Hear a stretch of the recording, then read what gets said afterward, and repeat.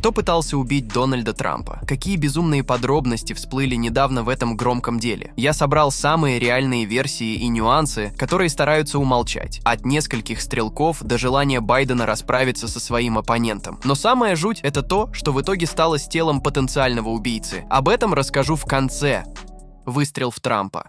Но если вы выпали из информационного пространства, давайте кратко введу вас в курс дела. В Пенсильвании произошло настоящее чудо. Бывший президент США Дональд Трамп чудом избежал смерти во время митинга. Как? В ходе событий было сделано 9 выстрелов, один из которых чуть не закончился трагедией, задев ухо Трампа. Фотограф из The New York Times Дук Миллс, следящий за жизнью президентов с 1983 года, зафиксировал момент, когда пуля пролетела в миллиметре от головы. Казалось, что снайпер попал в цель, но в последний момент Трамп инстинктивно дернул головой, спасая себя от уверенно летящей пули. Опустившись на землю, он быстро поднялся, окруженный охраной, и с криком «Боритесь!» вдохновил толпу, которая даже не осознала всей серьезности произошедшего. В этот критический момент Трамп ощутил острую боль и увидел кровь, но его боевой дух не был сломлен. Железный человек, как по мне. Ирония ситуации заключалась в том, что стрелок, 20-летний Томас Мэтью Крукс, был активно замечен несколькими свидетелями, которые пытались предупредить полицию. Несмотря на их усилия, Крукс успел открыть огонь прежде, чем был нейтрализован. Как такое стало возможно? Давайте разбираться.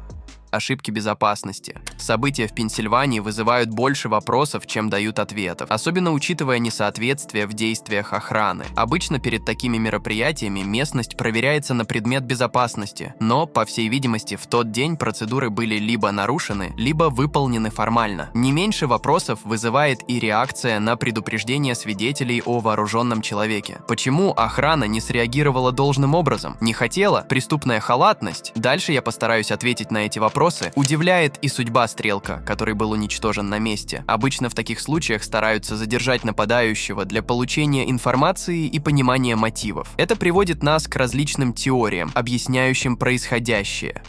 Трампа все придумал. Одна из версий предполагает, что вся ситуация могла быть инсценирована. Стрелок занял позицию, с которой едва ли мог представлять реальную угрозу, что подталкивает к мысли о возможной постановке. Действия охраны, напоминающие голливудскую постановку, только усиливают это впечатление. А видели охранника, который неуклюже крутился с оружием рядом? Или женщин на ключевых постах секретной службы, которых убрали сразу после покушения? Все это подрывает доверие к профессионализму охраны Трампа. Все было так плохо организовано, что создает впечатление нереальности. В чем выгода для Трампа? Он выходит настоящим героем, которого не сломила даже вероятная смерть, кричит красивые слова, срывает аплодисменты. Что может быть эпичней для его избирателей? Лучший маркетинговый ход, как думаете? Но есть и другая версия, которая говорит о глобалистах. По мнению сторонников этой теории, покушение могло быть организовано для того, чтобы помешать Трампу вернуться к власти. Приверженцы этой идеи видят в произошедшем элемент широкого заговора глубинного государства, стремящегося к установлению глобального контроля. Про это я расскажу дальше. Там безумная структура внутри страны.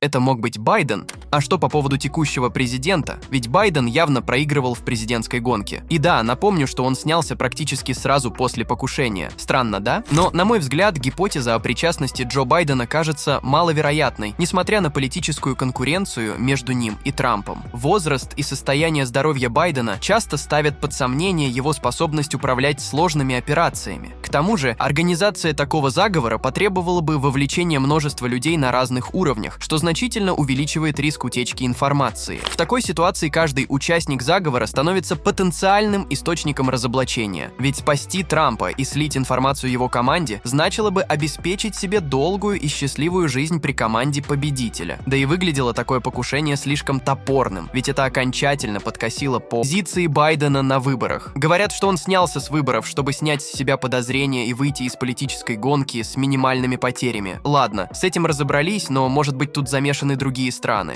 Украина или глубинное государство? Теория украинского следа также вызывает сомнения. При возможном обнаружении связи с Украиной, последствия для этой страны могли бы быть разрушительными, особенно учитывая, что такие действия поставили бы под угрозу не только политические отношения, но и экономическую поддержку со стороны США. Привлечение службы безопасности Украины к такой операции на территории США представляется чрезвычайно рискованным и маловероятным действием, ведь спецслужбы имеют множество своих агентов по всему миру. миру. И такую операцию просто не удалось бы скрыть. Таким образом, версия о глобальном заговоре глубинного государства выглядит более правдоподобной. Трамп неоднократно высказывался о своих намерениях разоблачить коррупцию и махинации внутри правительства, что, по мнению его сторонников, могло спровоцировать желание его соперников устранить его любой ценой. В этом контексте его слова о создании комиссии по установлению истины могли восприниматься как реальная угроза для тех, кто имеет темные тайны в правительстве США.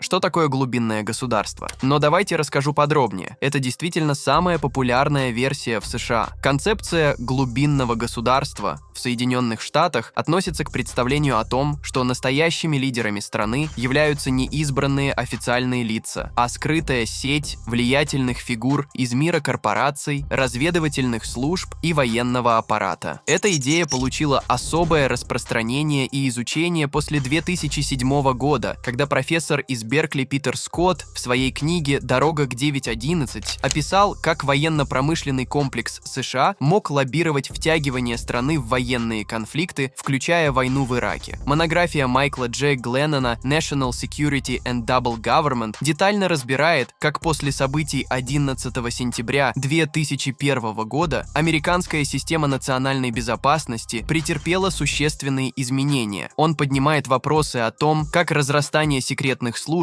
и частных военных компаний привело к созданию параллельной структуры власти, которая фактически управляет многими аспектами американской политики. Расследование «Совершенно секретная Америка» от The Washington Post выявило, что в этой структуре задействованы тысячи организаций и компаний, а число сотрудников с доступом к информации уровня «совершенно секретно» превышает 850 тысяч человек. Майк Ловгрен в своем эссе «Анатомия глубинного государства» описывает это явление как гибрид корпоративной Америки и государственных структур безопасности. Он утверждает, что реальная власть сконцентрирована не в руках политиков, которых выбирают граждане, а в руках лиц, контролирующих крупные корпорации и финансовые потоки, таких как Уолл-стрит, а также ведомства национальной безопасности, включая Пентагон и ЦРУ. По мнению некоторых аналитиков, покушение могло быть спланировано с целью устранения Трампа как политической фигуры, которая угрожает устоявшимся порядкам власти, особенно после его заявлений о проверках. А знаете, где еще много заговоров и нюансов? Правильно, в страховых выплатах. Вот что делать, если вы попали в ДТП в США? Куда обращаться за помощью, чтобы не обманули? Где найти грамотного юриста? Как получить компенсацию, если у вас нет страховки? Компания ДТП Америка помогла получить компенсации на 21 миллион для своих клиентов. Здесь вам точно ответят на все интересующие вас вопросы. Ссылка в описании. Что известно о стрелке? Ладно, давайте рассмотрим, что известно о человеке, который непосредственно стрелял. Спецслужбы, конечно, уже должны были провести расследование. Через несколько часов после покушения на митинге, где выступал Дональд Трамп, ФБР быстро установила личность предполагаемого стрелка. Оказалось, это 20-летний Томас Мэтью Крукс, житель пригорода Питтсбурга. Бэттл-парк, расположенного примерно в 56 километров к югу от места события. Крукс окончил местную среднюю школу в 2022 году и был зарегистрирован в списке избирателей Пенсильвании как республиканец. Текущие президентские выборы должны были стать для него первым опытом голосования. Однако, согласно данным Федеральной избирательной комиссии, Крукс сделал пожертвование в размере $15 на политический комитет Демократической партии Progressive Turnout Project в январе 2021 года. Сразу после инцидента CNN связался с отцом Крукса, который выразил шок и недоумение от случившегося, заявив, что предпочел бы дождаться разговора с правоохранительными органами, прежде чем делать какие-либо комментарии. На момент задержания у Крукса не оказалось при себе никаких удостоверяющих личность документов, что вынудило ФБР провести анализ ДНК и биометрическое подтверждение его личности. Эти действия комментировал на пресс-конференции Кевин Роек, специальный агент ФБР в Питтсбурге, непосредственно перед официальным объявлением имени подозреваемого. По информации от NBC, основываясь на данных источников в администрации, утверждается, что Крукс не имел связей с иностранными государствами, что добавляет загадочности мотивам его действий.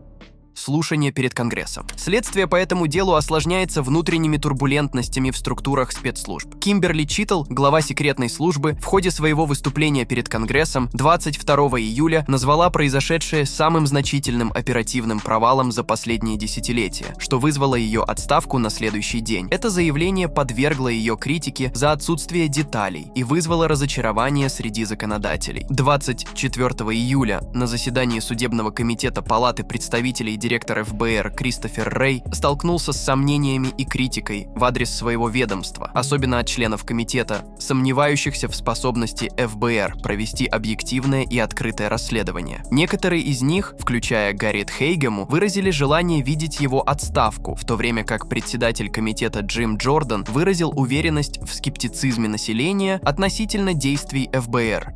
Провал спецслужб. Информация, предоставленная сенатором Джоном Баррасо в эфире Fox News, и подтверждения, полученные от директора ФБР Кристофера Рэя, выявили серьезные проблемы в координации и предварительной подготовке перед митингом, на котором произошла попытка покушения на Дональда Трампа. Сенатор Баррасо указал, что Томас Крукс был замечен и идентифицирован как подозрительное лицо за час до начала стрельбы из-за наличия у него дальномера и рюкзака. Представляете, только это предостережение не привело к его немедленной и более тщательной проверке. Крукс использовал дрон для разведки территории митинга за 2 часа до его начала и вел прямую трансляцию с дрона, что указывает на предварительную подготовку и возможность предотвратить атаку. Кроме того, сенатор Джош Хоули в своем письме министру внутренней безопасности Алехандро Майоркасу выразил беспокойство по поводу того, что предложения местных правоохранительных органов использовать дроны для безопасности были отклонены секретной службой до момента инцидента. На заседании Конгресса Кимберли Читтл, директор секретной службы, признала, что агенты были предупреждены несколько раз о подозрительном человеке, но не классифицировали его как угрозу для безопасности. Парень прошел без каких-либо проблем. Это стало одной из причин, по которым Трамп был допущен на сцену без должных мер предосторожности. Также стало известно, что секретная служба пропустила утренний брифинг по безопасности с местными спецподразделениями в день митинга, что вызвало недовольство у местных правоохранительных органов относительно качества и частоты коммуникаций.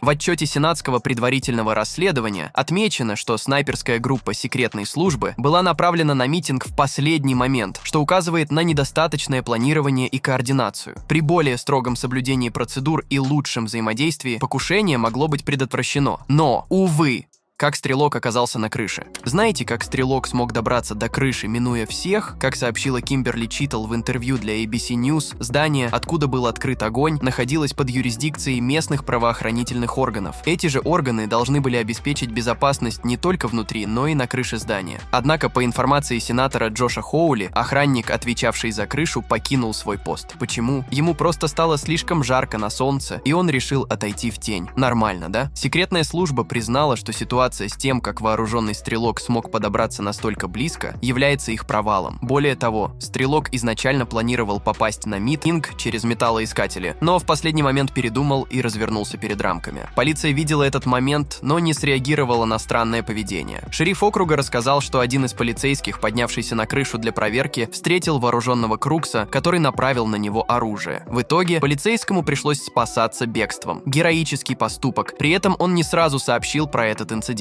Такие действия полиции, как признал шериф, демонстрируют недостаточную подготовку и координацию действий служб, что является серьезным провалом в обеспечении безопасности.